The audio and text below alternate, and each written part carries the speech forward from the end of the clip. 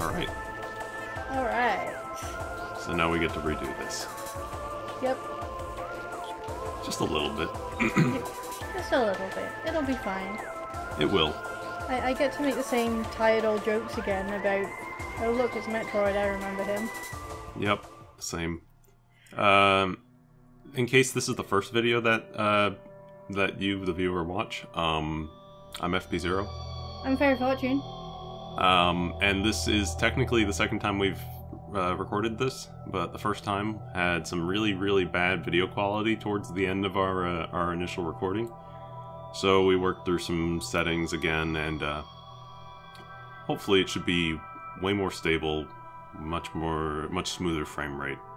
Yeah, but, so this video is not blind for me, because I've already seen this part, but the rest of them I 100% promise you will be. Mm-hmm. Yeah, we're keeping the other videos because they are full of first impressions and me explaining why I love this game and just Faye getting excited about things. So normal day, really. Yes. You talking about why you like Metroid Prime and me getting excited about stuff. This is about every day around this time, just sending messages saying these exact things. Yeah. No. I think that's how we ended up doing this. That's about the way. I was just sort of like, I really love this game and I would love to play it, but I would love to show it to somebody who's never seen it before, and he was just like, that would be me, I've never seen it before. Yep, the last Metroid I was exposed to was Super Metroid, which I beat when I was 8 years old, and now as an adult I play Skyrim on easy and I still get my ass handed to me somehow, and I don't understand. I find Skyrim harder than Fallout. Well, also, because I have weird depth perception issues, I, don't use magic because it's hard to aim. And that ends up with, by the end of the game, it's just the game's just no, screw you. You're not allowed to hit these things. Oh, we should talk about this game, shouldn't we, instead of Skyrim? We can, but we talked about the game in the first set of videos. Basically, this is just me, sort of going through, and we got to get back to the point that we were at, so that we have some nice, clear video, instead of a terrible video for the first one, and only a terrible video. So I'm just going to sort of run through as quickly as I can, which is nowhere near close to full speed run, or anything like that. You'll get there one day. I have encouraged you to do speedruns of this on several occasions, actually. Despite knowing nothing about it, it's yeah, go ahead, do it. We're gonna probably do something like that later on. That would be I'm rad. not full on speedrun, and full on speedruns require a whole bunch of crazy tricks, especially with stuff getting out of boundaries. But so we're not really. I don't know how to do that stuff for the most part, but I do know how to do a lot of tricks that don't require me to do crazy out of bound work. So not really a speedrun, more like a mid-jog? It's just a fast play. A fast play. I don't know. Speaking of this being the second time we've recorded this, I told my girlfriend that in the first video I did the "oh that's Metroid, I remember him" thing, and she got so mad that she almost broke her keyboard. Is that what that was? I saw your message about that. That's what that tweet was about. I saw that, and I wondered what in the world you had said. I said, that's Metroid, I remember him, and immediately she was like, Joey, I'm so mad at you, I almost broke my keyboard. So I'm calling you out, mate. Oh, that's fantastic. That is my story about my girlfriend for this LP. My girlfriend features in every LP I've ever been in, even if it's just a dumb story about her, so...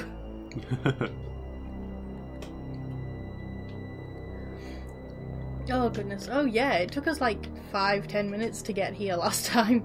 Yeah.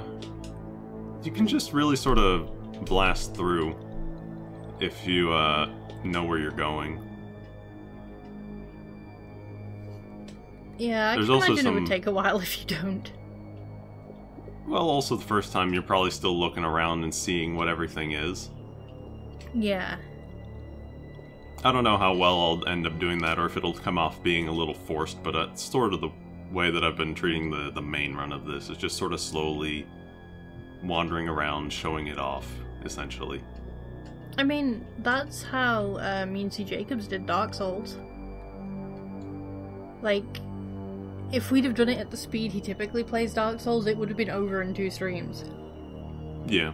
But we deliberately took it slow so we could talk about stuff. It's more fun that way. I think it is, because, like, even in a game that you know incredibly well, like, if you take your time and, you know, just walk around, sometimes you'll notice, like, little details that you never would have before. Yeah.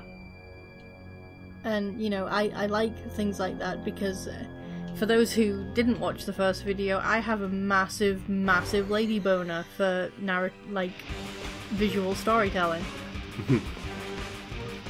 And thankfully, this game has plenty of it. Yeah, we noticed that also. Real quick, there's actually in the original versions of this game, actually, in all versions of this game, there's a quick missile firing thing. Normally you fire your missiles slower and you have to wait for the thing to sort of, you know, do that little back and forth at the end of the... But if you can actually cancel that animation and fire another missile before you're supposed to. So speedrunners use that a lot, just because it can fire missiles. It'd probably fire about 3 missiles in the time it would take to normally fire 1. That's pretty rad, actually. Like, speedrunning absolutely fascinates me. Like, I don't enjoy watching them very much. But the techniques and stuff that go into them? The techniques are absolutely nuts. And, like, just on a technical level, it's incredibly impressive, even if I don't find them enjoyable to watch. That's why, like, I watch SGDQ. Like, I didn't really want to watch the actual runs themselves, but I wanted to hear people talk about what they were doing. And, one of the guys, actually, in the summer who did Roundabout, found a glitch that Panzer and Dan did not. Huh. I did watch their the Roundabout speedrun with them in the background, or on Skype, and it was really cool. That's actually the first time I'd seen Roundabout. I haven't played it still. Roundabout is a really good game. It's so like, goofy. I own it, I just haven't played it yet. Also, I'm in it. I think I remember that. Hearing that? I don't remember, it's been a little while. Yeah, but I remember Medibot in there as Jeffrey the skeleton. Yeah. Jeffrey the skeleton as Medibot, yeah. Yes, that's right. But they put out a call for people to, like, send them voice clips for pedestrian audio, and I was incredibly sick at the time, so I only sent them one, but it's just me, like, just saying, "Oh, bollocks," in the most exasperated tone I could muster, like, on 3 hours of sleep. But I thought that, like, sounding really tired and just done with the world would have fit for Roundabout. I do want to play it, and I felt like having the speedrun there or watching the speedrun really wasn't detracting from me ever playing it, because, you know, if I play it, it'll be nowhere near as fast. No, nowhere near as fast. So, felt like I can still enjoy it, even though I've seen, technically, the game. I mean, yeah, you've basically seen the game, but there's a lot more to the game than just, like, the basic story anyway. There's all the challenges, and you've got loads of hats to collect. Yeah. I like the little hot dog one. It's like a little hot dog octopus. It sits on top of your limo. It's really cute. Like, you know the ones you get in bento boxes? Yes, like, I've seen those. You see pictures of these really, like, artfully decorated bento boxes, these little hot dog octopuses. I love those. Okay, the bento box to me seems really kind of odd, just because it's really cool to look at, but it seems like so much effort for something that you're gonna eat. I don't know. Like, there's the difference between making food presentable, obviously, and then putting that so much extra into it. Yeah, then, like, making a Snorlax out of rice. Yeah. And then the other thing is, like, kind of being expected to do that every day for your kid or something like that. It seems, I don't know. I really like the idea, but it seems very, like, they might have gone over the top with it. Somebody once explained it real fast before we can get right back. This thing that I've just scanned here, I did it earlier. It actually disables one of the turrets in here. Oh. So you know those turrets or whatever? It's green, and it won't fire at me. I can shoot it, but it won't fire at me. Excellent. It's just a little thing. I'm in electricity. Alright, sorry. back to bento boxes. Back to bento boxes. Episode title found. Back to bento boxes. Somebody did actually explain to me like why like decorative food is a thing in Japan, and I cannot for the life of me remember what the explanation actually was. But from what I remember, it's like a cultural thing. Well, actually, and I swear this is true. This morning, as I was having breakfast, we were sort of watching the television, and one of the morning news shows had a segment on the fake food that they do in Japan. Like, oh yeah, fake display food. And they said it was the reason that they did that was it's because when Western food started coming over here, people were not really sure what to make of it or anything. So they started actually using the fake food to show people what it was. Yeah, that makes sense. Like, have you seen like Japanese like versions of Western cakes? Like a Japanese version of a strawberry shortcake. Oh my god! Like, I want to book a room with it. It looks so tasty. We've just spent like this entire like 15-20 minutes talking about cake. Not even. We're only at 11 or so. I could talk about cake some more if you like. I spent an entire episode of Final Fantasy 13 talking about cake. I can do it again.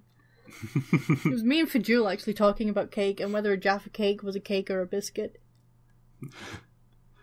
In the meantime, while Artix is just probably shaking his head. Artic's probably shaking his head thinking, Faye, can you please talk about the game for once? I don't know. I'm so sorry, everybody. It's a really bad habit of mine. I come onto people's LPs and I don't talk about the game. I just talk about whatever stupid thoughts that come into my dumb head. Sometimes you gotta talk about the game, other times there's nothing to talk about. Other times you just gotta talk about bento boxes. My hot takes on bento boxes. We're almost caught up, guys, I promise.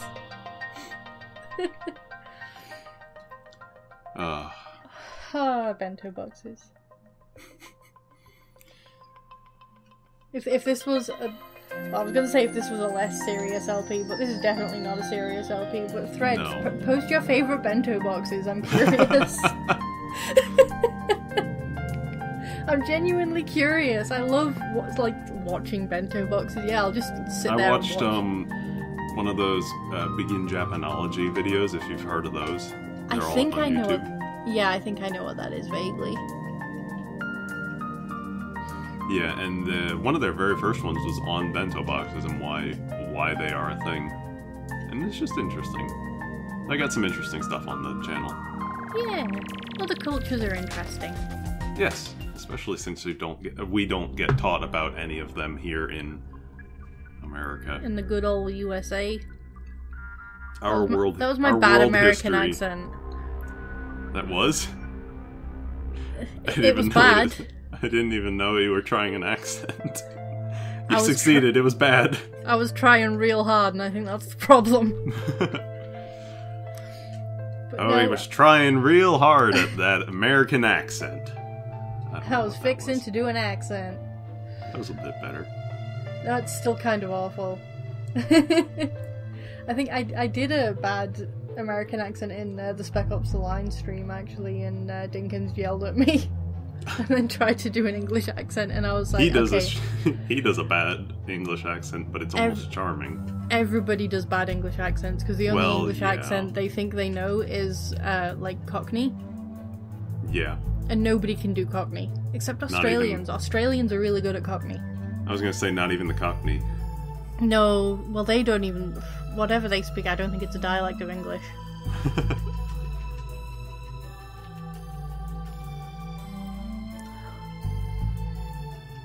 Snorlax, I think, was the best bento box I've seen, by the way. That Snorlax bento box was really impressive. I'm just thinking about bento boxes. A good thought. I wonder if there's a Pikmin one. I'm sure there is. I should look that up when this is over. I'm not gonna make one, I'm lazy. Mirror. Oh, hi! It's Metroid. But yeah. Oh, As you can see, we are already back here. We are almost at the first boss fight. Yeah, you should probably, like, tell me when we're caught up so that I can, like, talk about the game again. Instead of bento boxes and my girlfriend's anger issues. As if those topics wouldn't come up in the actual thing. Oh, okay, is there a possible, like, legitimately organic place for bento boxes to come up during Metroid Prime? Like, is there a part where Samus just, like, stops for lunch? Yeah, in her ship. She stops by her ship to get lunch. Yeah, get a bento box, and it's like a Actually, there is a place, and I just thought about it. When we get to a certain point, I'll have to see if I can stop show for something lunch. off. No, yeah, sort of. Like, I'm just imagining her sitting in her ship, like, eating a bento box in the shape of, you know, the big squidgy-looking thing from Super Metroid, the brain thing. The mother brain? Yeah, that's Or it. the Metroid itself? The squidgy thing. I know things about Metroid. But yeah, like, one of those is a bento box. And she's just, like, sitting there happily, like, with some chopsticks, eating her bento box. I wish I could draw. Same. Well, I kinda can, but not. I do charcoal drawing. I'm unfortunately not that kind of artist. I could crochet a tiny charcoal is where chopsticks. I'm most used to drawing. Mm. It's fun. I like how you have the depth of shading, basically. Yeah. You can really do some cool shading with charcoal. I can't stand the texture. Hmm. I think we're caught up. Almost. Almost. But no, I think after this, after I'm done with, like, everything else that I have to crochet, I'm gonna crochet, like, a tiny little Samus, and I'll, like, chop up some toothpicks and have her, like, with some chopsticks in her hand. And nobody will understand why I crocheted Samus eating lunch. Oh. But I will. But you will.